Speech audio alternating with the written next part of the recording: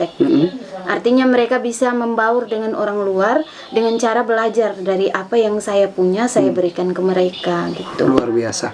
Baik, ini yang paling mendasari untuk membangun teras baca itu apakah karena melihat literasi sangat sedikit di kalangan anak-anak sekarang atau gimana? Begini, yang mendasari membangun teras baca itu pertama karena COVID-19.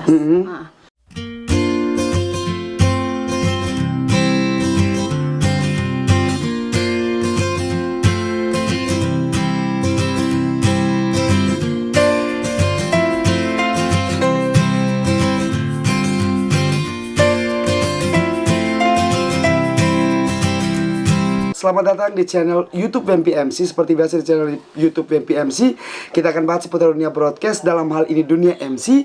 Dan juga kita akan menghadirkan orang-orang yang punya prestasi. Hasil dari obrolan dengan mereka yang punya prestasi akan menjadi inspirasi bagi yang menonton channel YouTube WMPMC. Kali ini bintang tamu kita adalah seorang yang luar biasa, di mana dia merupakan seorang dosen jurusan program studi bahasa Indonesia di salah satu kampus terbesar di Flores, yaitu di Universitas Flores. Dan juga beliau adalah seorang penulis dan sudah menulis berbagai macam buku. Siapakah dia? Nanti kita akan kenalan dulu dengan bintang tamu kita yang hadir, yang meluangkan waktunya di channel YouTube MPMC. Silakan kenalan dulu. Hai, perkenalkan saya Ibu Dominika Dapa SPD MPD. Saya adalah salah satu dosen di Pendidikan Bahasa dan Sastra Indonesia. Saya juga adalah seorang penulis dan juga pengelola salah satu teras baca di Kelurahan Rawarangga. Itu dulu ya Kak. Iya, betul. Baik, beliau adalah seorang penulis, beliau adalah seorang owner ya, atau sebut pemimpin dari teras baca Anak Mokekeso. Kemudian beliau juga adalah pendamping Tenun Ikat ya, komunitas Tenun Ikat yang ada di Mokekeso, Kelurahan Rawarangga, Kabupaten Ende, Nusa Tenggara Timur. Baik, kita panggil Kanona. Oke. Kanona, kita berbicara dengan berbagai jenis prestasi yang sudah ada, seperti jadi seorang dosen dan juga pendamping di berbagai kegiatan masyarakat seperti pendampingan teras baca dan komunitas Tenun Ikat. Apa yang mendasari Kanona untuk akhirnya terjun di dunia penulisan dan juga mendampingi berbagai kegiatan di masyarakat seperti itu? Baik, gini Kak Wimpi. Pada awalnya saya kan seorang dosen. Dosen ya. Dosen pendidikan. Nah, tugas dari seorang pendidik itu adalah membangun, mengayomi orang lain. Nah, saya berpikir begini, kalau ilmu saya hanya berada di kampus, berarti ilmu saya mati. Maka dari itu saya mau membangun masyarakat saya yang dari kecil nih, di sekitar tempat tinggal saya. Teras baca itu ada di sekitar tempat tinggal saya. Makanya saya mau anak-anak saya di sini mereka itu tidak gaptek. Artinya mereka bisa membaur dengan orang luar dengan cara belajar dari apa yang saya punya, saya berikan ke mereka gitu. Luar biasa. Baik, ini yang paling mendasari untuk membangun teras baca itu apakah karena melihat literasi sangat sedikit di kalangan anak-anak sekarang atau gimana? Begini, yang mendasari membangun teras baca itu pertama karena COVID-19. Kemarin itu banyak anak yang sekolah daring. Jadi guru tuh susah sekali mencari anak-anak untuk belajar dari rumah ke rumah, dari teras ke teras, dari kelompok ke kelompok. Akhirnya saya mengadakan banyak buku. Nah, saya bawa buku nih dari kampus. Waktu itu saya bawa sekitar 20 buku untuk ke teras baca. Jadi saya undang anak-anak, saya bilang mari sudah kita belajar bersama. Nah, berangkat dari situ saya bilang lebih baik saya membuat satu teras baca di mana saya mencari para donatur buku nih. Akhirnya saya kerja sama dengan pihak kelurahan, Pak Lurah Rawarangga, Pak Andre. Jadi membawa saya 20 buku untuk anak-anak. Tiap Kamis beliau bawa, tiap Sabtu beliau ambil pulang. Jadi kalau yang mendasari karena memang saya suka anak-anak, itu yang pertama. Yang kedua, saya memiliki bidang keilmuan saya itu di pendidikan. Jadi saya harus memajukan dunia pendidikan dari hal kecil dulu. Tempat-tempat kecil. Baik, sebagai seorang dosen, kita lihat dunia literasi sekarang, dunia membaca. Apakah mahasiswa di zaman Kakak dengan zaman sekarang literasinya gimana? Perbandingannya gimana? Begini, kalau di zaman saya literasinya kurang. Kurang. Iya, literasinya kurang. Tapi untuk aktualisasi dirinya lebih. Jadi di zaman saya itu orang lebih mengaktualisasikan diri karena gadgetnya kurang. Kurang, nih. betul. Kalau sekarang zaman pubbing kan. Jadi Pubbing. kalau kita omong di sini, di situ sudah mulai gini, ya. Nah, maka dari itu kalau sekarang literasinya kurang. Literasi. Kurang, sangat kurang. Lalu aktualisasi diri juga kurang karena anak-anak tuh hidupnya ya macam menyendiri. Lebih ke ini ya. Lebih sebagai anak rumahan bisa jadi sosial masyarakatnya kurang. Sosialnya kurang. Jadi komunikasi dengan orang lain kurang. Coba kalau kita bilang, "Ayo, kamu berdiri, ngomong sesuatu." Kan takut.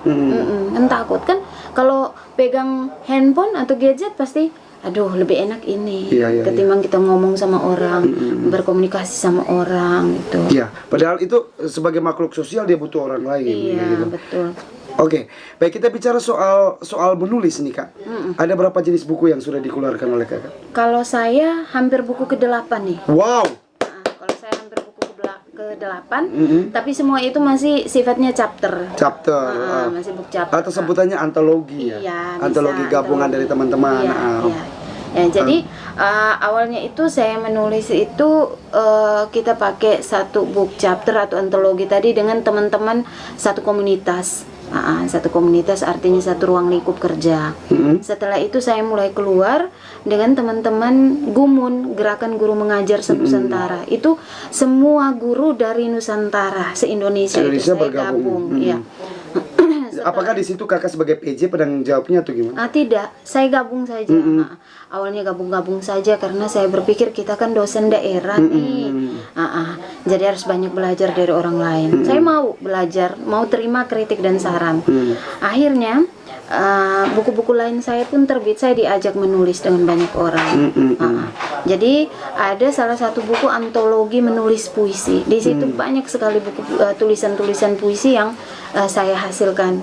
Waktu itu saya cuti Kakak. Jadi selama 3 bulan saya ngikut diklat.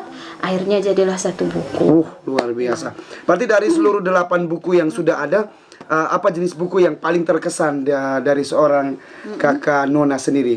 Ini ada gagasan, strategi, akademisi dalam renungan ya, dalam penuangan, penugasan, pelaksanaan PTMT, tatap muka terbatas. Ini bagi yang mau juga membaca boleh langsung cari buku ini dan juga gagasan dan ide support system. Jadi buat teman-teman ada juga apa? Media-media pembelajaran berbasis teknologi. Nah, media-media pembelajaran itu sangat bagus juga ya. Apalagi di zaman serba digital sekarang, maka perlu juga melihat ini. Nah, Kak, kalau kita lihat sekarang kan buku ini sudah bergeser ke HP. Nah, bagaimana Kakak menyikapi? Kan kalau sudah baca kayak gini kan pasti anak-anak tebal banget dan sebagainya. Sudah bergeser ke HP, gimana Kakak melihat ini sebagai seorang penulis? Nah, gini. Saya kebetulan kan saya dosen nih. Jadi setiap buku yang saya hasilkan, saya tidak menjual buku ini ke mereka. Tetapi saya memberikan file ke mereka. Saya bilang, kadang saya memberikan beberapa topik atau tema pembelajaran yang terkait dengan buku yang saya tulis. Jadi saya bilang, ayo ambil bukunya ibu di ini ya, di e-booknya ibu, coba lihat. Atau kadang mereka ya namanya mahasiswa daerah, kadang-kadang juga masih gaptek, kadang-kadang masih mencarinya juga susah. Akhirnya saya bilang, sudah ibu kirim file, kalian carilah di situ tulisan ibu, atau di Google Scholar-nya ibu, ketik saja namanya ibu pasti dapat. Semua tulisan ibu ada di situ Kakak. Nah, jadi kalau bilang HP, ya kembali ke mereka nih Kakak. Supaya mereka memegang HP itu sambil membaca, saya kirimkan file. Luar biasa. Berarti mahasiswa diberi kemudahan. Nah, selain juga buku-buku seperti buku-buku ini, sebutannya buku-buku yang kalau cerita yang berat disebut apa? Buku-buku fiksi ya? Buku-buku fiksi. Nah, juga buku-buku non fiksi ya, kayak cerita anak ya. Kayak Kunang-Kunang. Kemudian juga Banyak nih, ada kunang-kunang, ada bobo. Ada kunang-kunang, ada bobo. Nah, buat teman-teman yang cerita anak itu perlu ya, karena saya masa-masa saya SD dulu saya baca-baca cerita anak. Nah, dari cerita anak itulah yang membuat kita, kan di situ ada pesan-pesan yang bagus untuk dijadikan motivasi hidup. Nah, bicara mengenai menulis, apa kesulitan Kak yang paling terbesar dari buku-buku yang Kakak tulis? Kalau menulis itu yang paling sulit kita mencari ide. Kita harus mulai dari mana? Kata-kata apa yang pertama yang harus kita keluarkan? Lalu kita harus tahu banyak nih tentang pendapat para ahli, mengaitkan pendapat para ahli dengan pendapat kita sendiri, lalu simpulkan. Itu memang sulit. Tetapi kalau sudah terbiasa ya jadi enak nih Kakak. Saya punya buku yang sekarang sedang direvisi itu ada 3. Itu book chapter 1, book chapternya 2, yang satunya itu Rumpur Rampe Dialek Flores. Wow. Ada covernya, ada di handphone.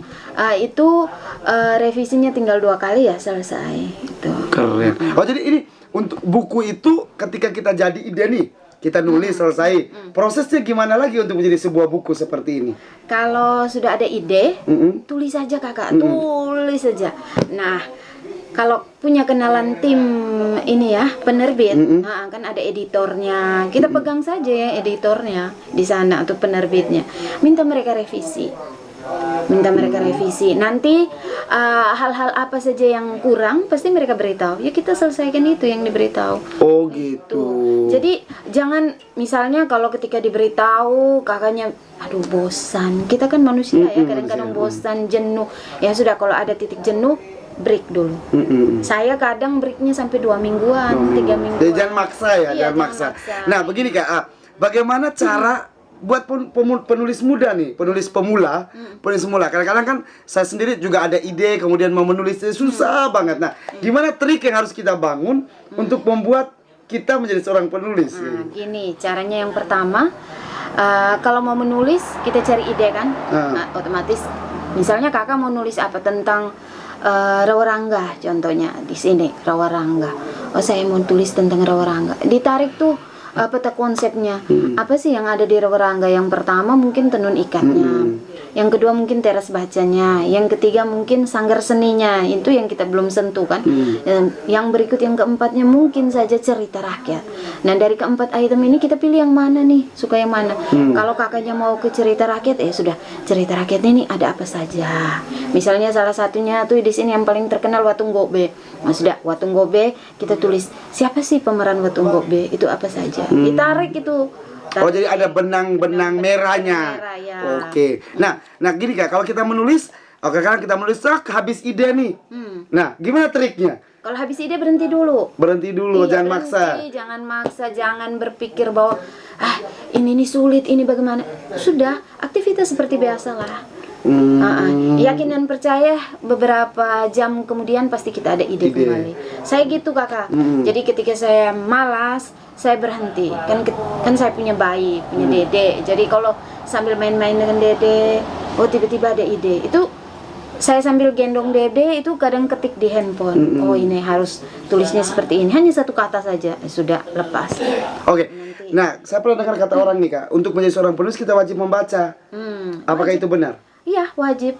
Kita wajib membaca, tapi tidak perlu semua hal kita harus baca lah. Yang penting yang kita tahu saja yang terkait dengan tulisan kita. Kalau kita membaca semua hal ya boleh sih, tetapi alangkah lebih baiknya kita baca hal-hal terkait dengan ide kita.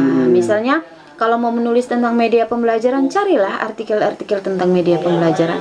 Apa-apa saja sih yang berkaitan dengan itu. Ya, ini tips bagi mereka yang penulis, mau jadi seorang penulis. Nah, Kakak sendiri tergabung dalam penerbit apa sehingga?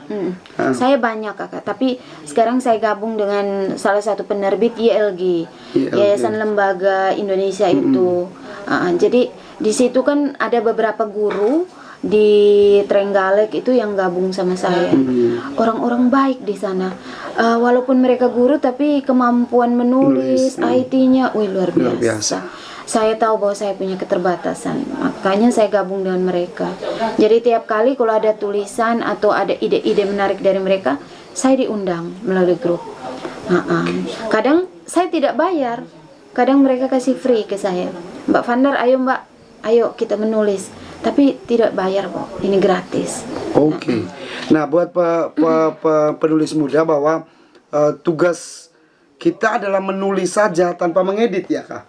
Iya. Jangan mengedit Jangan dulu. mengedit dulu. Tulis nanti sesudah selesai baru mengedit. Oke. Ini caranya, contoh ya, anak-anak bimbingan skripsi saya. Jadi mereka kalau mau tulis bab 4-nya itu kan sulit nih. Kalau proposal sih mudah. Tapi kalau bab 4 itu mereka biasa tanya, "Ibu, ini kita mulainya dari mana?" Saya bilang tulis saja. Saya biasa bilang tulis saja. Selesai engkau menulis, mentoknya di mana, bawa ke ibu. Kita edit sama-sama. Itu. Jadi selama dari 2012 sampai dengan 2022 ini tidak ada mahasiswa saya yang mengeluh tentang cara saya. Jadi semuanya senang. Oh, ternyata ibu kita tuh menulis seperti ini.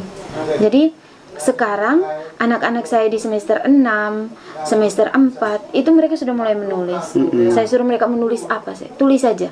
Nanti kita buat satu buku atau antologi tentang kita.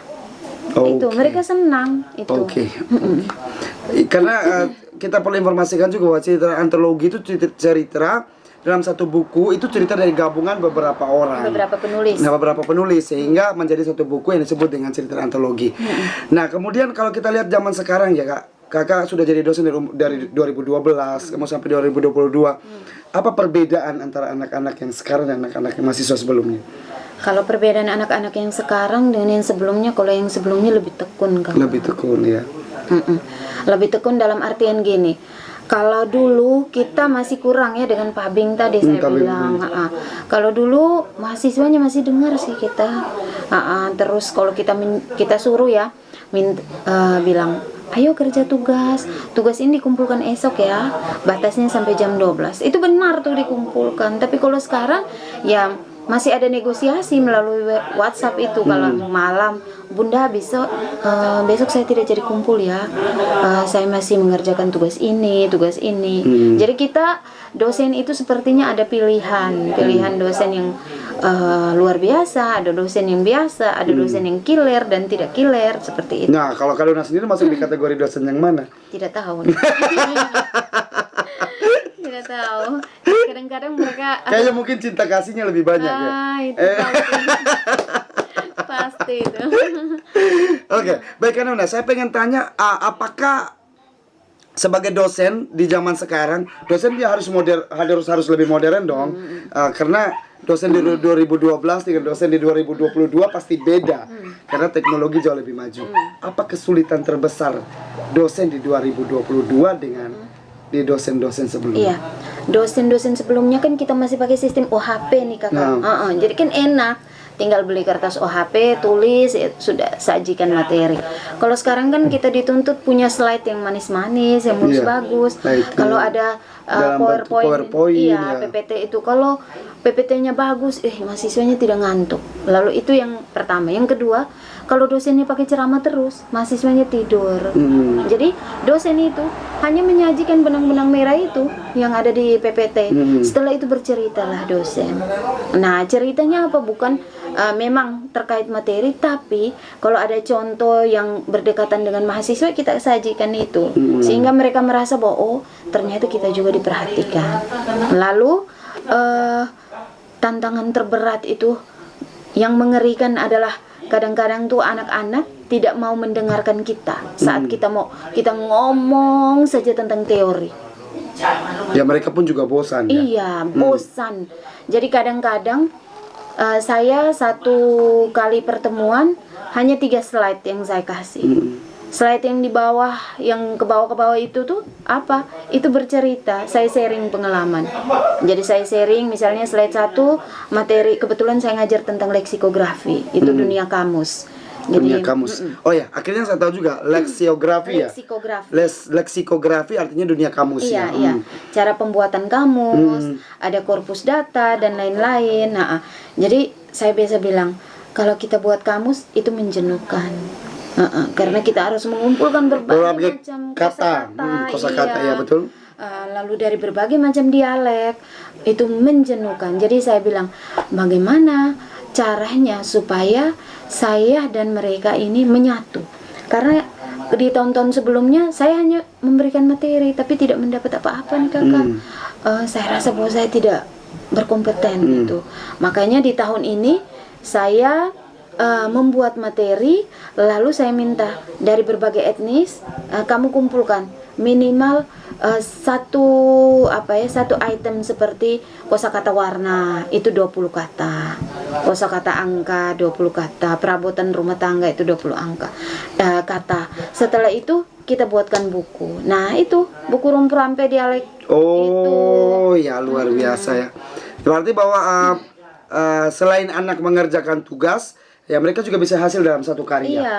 Betul. Iya, Jadi sekarang dalam kan arti kurikulum merdeka tuh kakak. kurikulum merdeka belajar. Oke, luar biasa. Jadi seorang dosen juga harus pintar untuk mengatur pembelajaran sehingga itu lebih menyenangkan ya dan tidak bosan. Karena sekarang kalau ngomong teori orang bisa baca melalui internet dan media sosial yang ada. Jadi perlu adanya pembelajaran yang lebih bagus. Ini luar biasa ya. Bahwa ini juga berlaku bagi setiap guru yang mengajar ya. Tiap guru yang mengajar bahwa perlu adanya pendekatan yang lebih bagus, perlu adanya teori mengajar yang lebih bagus sehingga siswa tidak bosan atau mahasiswa tidak bosan. Oke. Nah, sebagai seorang dosen kemudian juga pembicara di radio dan juga menjadi juri di perlombaan seperti berpidato dan puisi dan menulis puisi. Nah, dari setiap kesempatan yang ada ya, sebagai seorang juri misalnya, dalam menulis ya, apa keinginan dari Kak Nona sendiri? Misalnya lomba menulis puisi, penilaian menurut Kak Nona yang paling bagus versinya Kak Nona itu apa? Biar nanti siapapun yang di kota Ende yang lomba puisi dan Kak Nona yang dewan juri, oh ternyata Kak Nona maunya yang seperti ini. Iya, saya tuh gini, kalau perlombaan puisi itu anak-anak sekarang kan menulis itu kurang. Betul banget. Kurang. Kalau menulis puisi kurang, tapi kalau menulis status, itu lancar. Tak selamanya cinta itu indah deh. Tapi kalau menulis status Nah, sekarang waktu beberapa kali ya saya diundang menjadi juri, banyak hal yang saya temukan seperti tadi. Salah satunya menulisnya kurang. Jadi permainan diksinya itu sangat kurang. Yang saya mau kalau menulis puisi, marilah kita berimajinasi dengan bermain diksi. Misalnya kalau ngomong tentang ende, ayolah kita berimajinasi tentang ende. Apa sih ende itu? Yang menarik dari ende itu apa? Kemarin itu saya menulis satu. Ya, kalau nggak salah kemarin sempat menjadi juri di perlombaan menulis puisi tingkat SMK. Benar. Kabupaten Ende dan juga SMP. Kabupaten Ende. Iya. Nah, gimana kakak melihat waktu itu? Aduh, kemarin itu banyak sekali tulisan-tulisan anak-anak, bagus-bagus sih. Cuman permainan diksinya kurang. Iya. Jadi saya sampai bilang ke mereka, kalau kita menulis tentang Ende, ya kita cerita tentang Ende. Apa sih yang indah tentang Ende? Iya. Misalnya, saya pernah menulis tentang Ende. Ende, engkau adalah ibu dari segala cerita. Ende, engkau syarat akan buru mana. Nah, di Ende kan benar kan kita syarat buru mana nih. Buru mana itu kalau dalam bahasa Ende, dalam bahasa Indonesia itu seperti adat ya. Iya, adat yang mengikat masyarakat sehingga mau tidak mau kalau ada acara harus mau. Harus mau. Iya itu Ende kan. Ende itu memang kental sekali dengan buru mana. Kalau kita menulis seperti itu kan pasti orang bertanya, wah Ende benar ya ada buru mana. Selain Danau Kelimutu kan, selain Soekarno-nya, selain ya Taman Soekarno, selain pohon sukunnya, iya, selain 5 butir Pancasilanya, kok Ende juga ada buru mana. Apa sih buru mananya? Ayo tarik benang merah dari buru mana. Gitu. Jadi saya omong ke anak-anak, marilah kita bermain diksi. Nah di sini yang kelirunya bukan anak kakak, tapi gurunya. Kayaknya pembimbingnya. Iya. Oh iya. Ayolah bapak ibu guru kita lebih energi. Ayo. Jadi yang guru-guru kemarin itu alumninya kami, ada juga yang angkatannya kami. Jadi saya bilang, nah ya kalau kamu keliru ya pasti kami juga keliru ya. Itu. Makanya saya ngomong ke beberapa guru, ayo teman kita bermain imajinasi bersama anak. Setiap kali kalau masuk kelas minimal mereka tulis 1 bait. Betul. Itu tugas saya. Kalau seandainya mau masuk kelas, kadang saya minta mereka, anak-anak saya baca buku dulu. Baca dulu ya 1 paragraf. sebentar kita bercerita. Bukan karena saya malas menyiapkan materi, tapi kalau saya berceramah terus kan anak bosan. Berarti saya berikan satu paragraf. Kadang malam saya sudah kirim materinya, saya bilang baca ini, esok kita diskusi. Selesai. Apalagi sekarang rata-rata anak-anak tuh tidak mau membaca yang berat-berat. Betul. Kalau membaca status, membuat status pasti mereka akan senang. Kalau suruh membaca pasti mereka agak susah. Nah, terlepas dari seorang dosen yang punya waktu pasti banyak karena mengajar satu prodi besar ya bahasa Indonesia dengan mahasiswa yang hampir ribuan, kemudian juga sebagai ibu rumah tangga dengan 2 orang anak, juga mengurus suami dan rumah tentunya, akhirnya kembali dalam dirinya dengan satu jiwa yang membangun sebuah komunitas tenun ikat. Gimana nih Kak? Kalau tenun ikat itu kebetulan di PBSI, Program Studi Pendidikan Bahasa dan Sastra Indonesia Universitas Flores itu ada satu mata kuliah etnopedagogiki dan kearifan lokal. Kami kan sastra. Jadi sastra itu ada satu teori yang namanya teori folklore, teori sastra lisan. Di situ kita belajar juga tentang tenun ikat. Lalu ada teori-teori yang terkait dengan tenun ikat itu misalnya teori semiotik. Jadi kita belajar simbol, tanda, kode, indeks di situ. Jadi kalau saya suka dengan tenun ikat.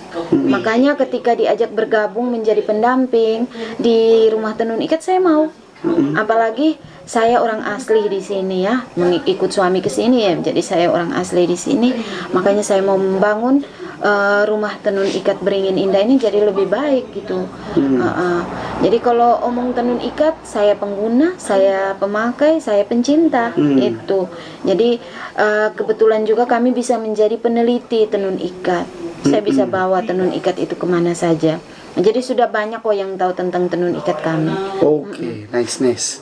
Atau memang ada jiwa-jiwa sosial tertentu ya yang mau, apakah karena memang melihat bahwa kalau kita lihat bahwa di kilometer 8 atau di tempat Kak Nona sekarang tinggal itu kan memang agak terpinggir ya secara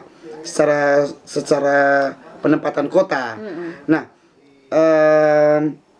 apakah memang mau mengangkat tempat tinggal Kak Nona sendiri untuk ke atas atau gimana nih Kak? Gini, saya ada di sini sejak 2012 nih. 2012 kan. Sejak 2012 saya sekolah. Jadi saya kembali lagi sekitar tahun 2015. 2015 ya. Nah di tahun 2015 itu, saya datang ke sini pulang awalnya saya lihat, loh kok mau ke Keso, Kelurahan Rawarangga kok hanya gini-gini saja. Terus kalau orang yang mau masuk ke kampung kami itu tuh sepertinya menyeramkan. Iya seperti bahwa jam 6 apa ya masyarakat hanya. Iya kita sudah masuk dalam rumah nih. Di dalam rumah. Jam 6 masuk dalam rumah, kemudian paginya orang ke kebun, tidak mau peduli dengan orang kayak gitu. Jadi kita sendiri-sendiri di sini. Akhirnya saya diskusi. Awalnya saya diskusi dengan banyak teman yang ada di luar, bukan di Kabupaten Ende tapi di luar daerah. Saya punya banyak teman, ada dekan, ada kaprodi di luar sana. Jadi saya bilang, kampung saya kok menyeramkan di sini. Menyeramkan bukan apa ya? Jam 6 itu kita sudah sendiri-sendiri.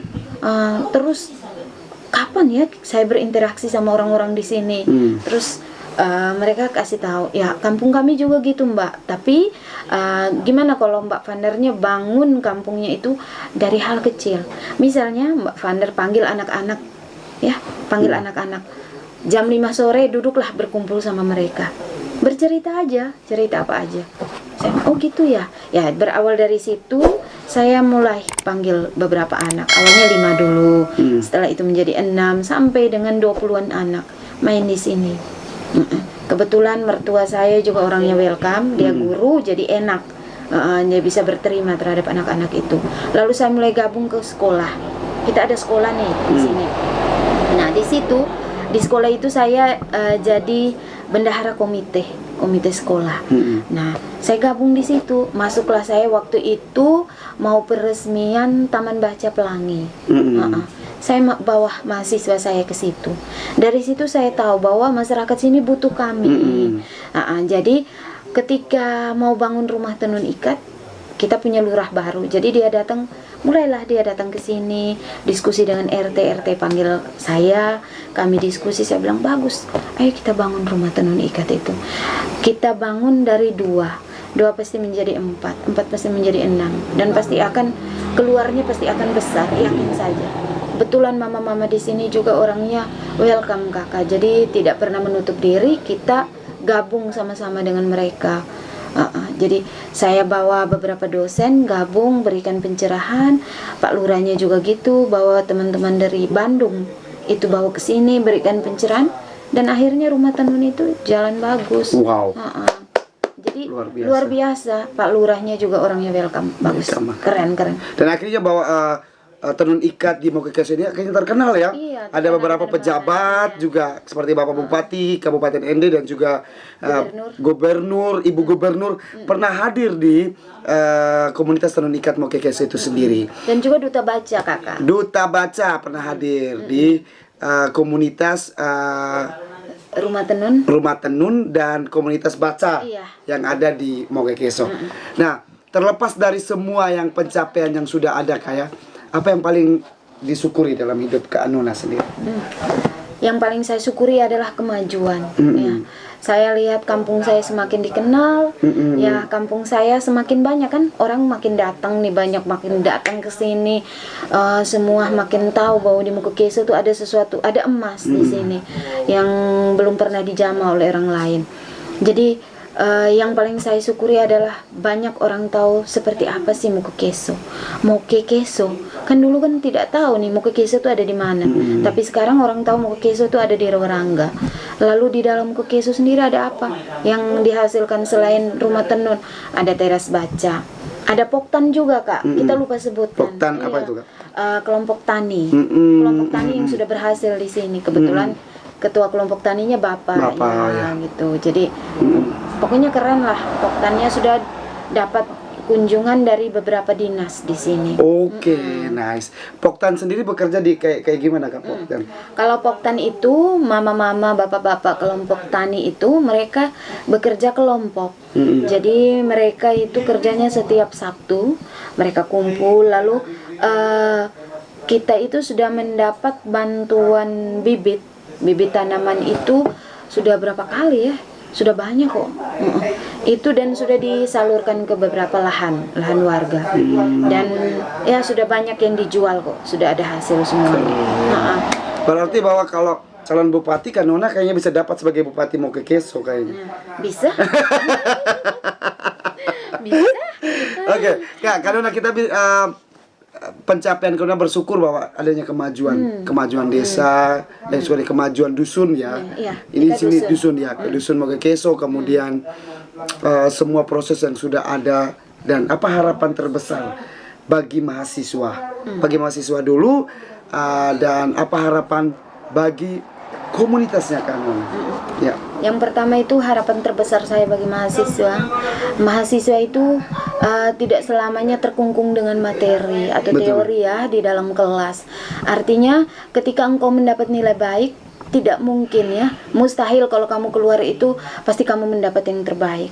Tidak selamanya yang baik yang kamu dapat di universitas atau perguruan tinggi atau program studi, di luar juga kamu mendapat yang terbaik ya. Jadi manfaatkan semua yang ada di dirimu itu. Jadi misalnya kalau engkau punya kemampuan untuk berliterasi di luar seperti mendirikan teras baca, saya yakin setelah teras baca pasti ada mungkin sekolah-sekolah kecil di rumah. Lalu yang kedua, peluang usaha itu banyak ketika engkau memanfaatkan benih-benih yang ada di dalam dirimu. Kan kita punya karisma sendiri masing-masing ya kakak ya.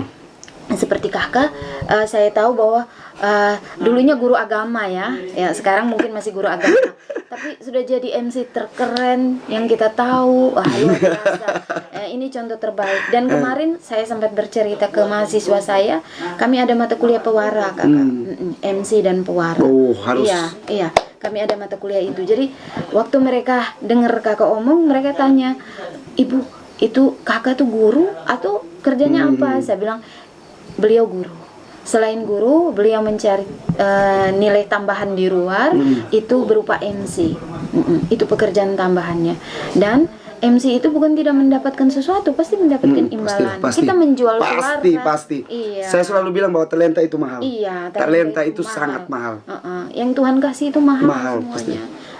Saya juga di sini, saya tahu bahwa ketika saya membuka teras baca, saya tidak mendapat apa-apa, Kakak. Saya juga tidak mendapatkan sesuatu dari luar, tapi yang saya dapat itu cinta dari banyak orang. Betul. Iya, ketika saya membuka atau membuat satu donasi, saya diterima di satu kalangan rumah Betsaida. Wow. Iya, di salah satu kalangan rumah Betsaida. Di dalamnya ada Ibu Anggreni. Boleh siapa? Nanti kirim linknya ke Bu Anggreni. Iya, halo Bu Anggreni.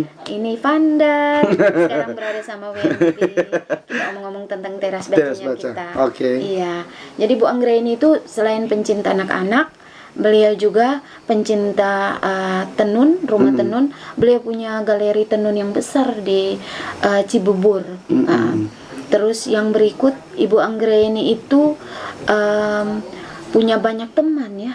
Saya kok kaget Kakak, bankingnya saya itu tiap kali itu berbunyi. Itu dapatnya dari Bu Anggreni. Jadi tiap kemarin saja waktu kita selesai kegiatan, saya mendapat donasi tambahan itu untuk teras bacanya saya. Wow, luar biasa. Terima kasih untuk Bu Anggreni yang telah mendukung teras baca Mokekeso ya, anak Mokekeso. Iya. Oke. Jadi ini sedikit cerita untuk Bu Anggreni. Kami itu awalnya bertemannya itu dari Facebook. Saya tidak tahu Ibu Anggreni itu siapa, Kak. Jadi saya minta pertemanan, beliau ya terima saya. Setelah itu beliau masukkan saya dalam satu grup Betsaida itu. Di dalamnya itu ada pendonor-pendonor terbesar untuk gereja. Mereka itu bekerja untuk gereja. Lalu di dalamnya ada salah satu Romo, itu Romo Manyus. Halo Romo Manyus. Manyus Wijaya bukannya? Iya, bukan. Romo Manyus Rossi dari Dona. Itu Romo itu yang selalu menjadi memfasilitasi saya dengan Ibu Anggreni. Jadi Romo ini juga punya misi yang begitu hebat, menolong banyak janda di Hangalande, membangun rumah.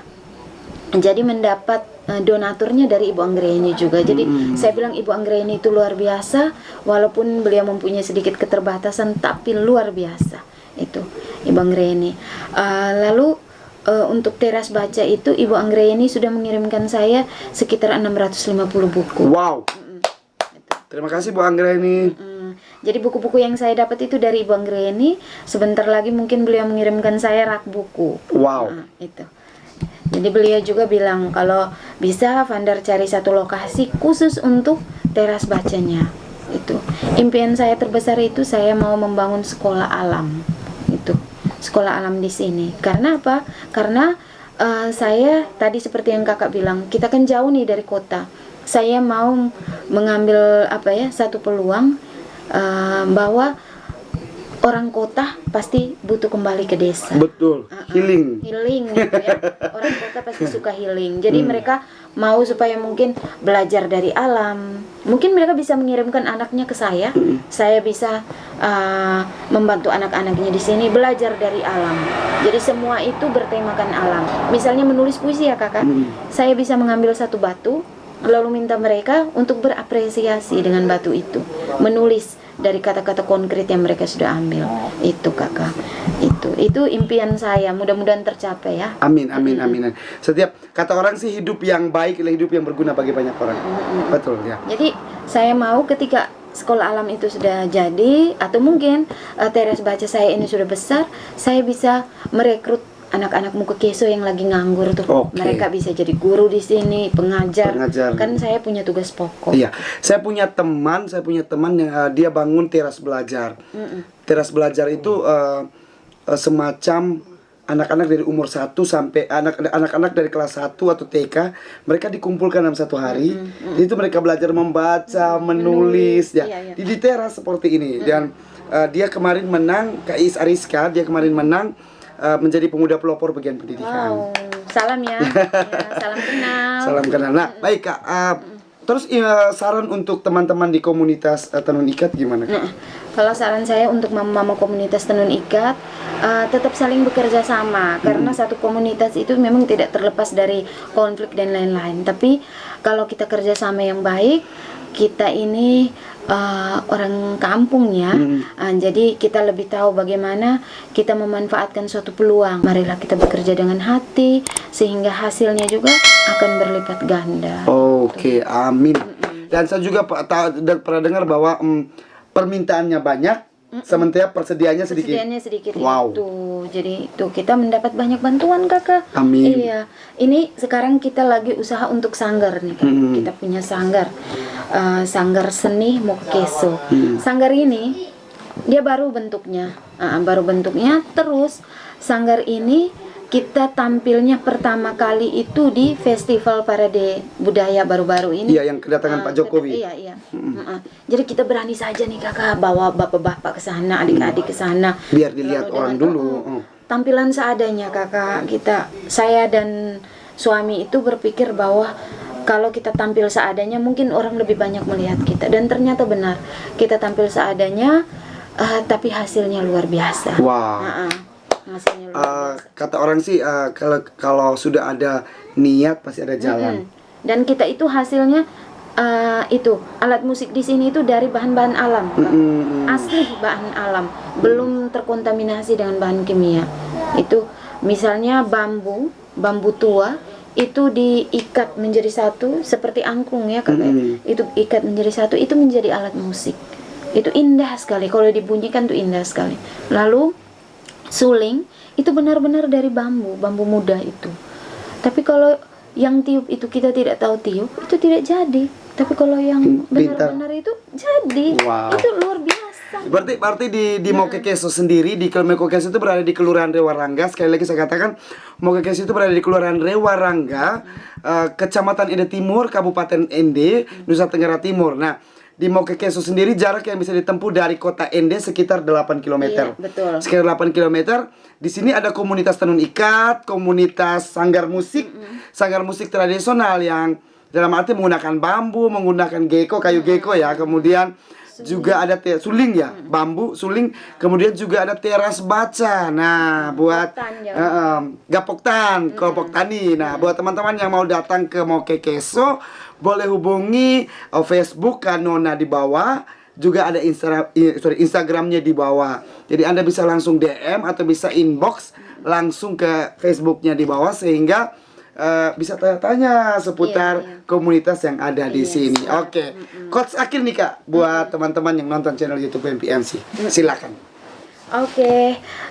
Buat teman-teman yang lagi nonton channel YouTube WMPMC, saya ucapkan terima kasih ya. Terus berkarya, walaupun kita punya tugas pokok. Saya juga selain seorang dosen, saya juga menjabat sebagai seorang pengelola prodi. Artinya saya sekretaris prodi. Tapi itu tidak membuat saya jenuh dengan pekerjaan saya. Selain ibu rumah tangga, saya juga mau berkarya untuk banyak orang. Jadi terus berkarya untuk banyak orang. Insya Allah rahmat pasti berlimpah untuk kalian. Amin. Tuh, ya. Amin. Dah. Baik. Demikian, terima kasih banyak Kak Nona sudah ngobrol bersama kami di channel YouTube WMPMC. Ada satu quotes akhir dari Kak Nona bahwa teruslah berkarya, insya Allah, atau apa ya sebutannya? Insya Allah. Insya Allah bahwa Tuhan pasti akan kasih jalan dan segala kemudahannya. Amin. Terima kasih banyak Kak Nona. Oke.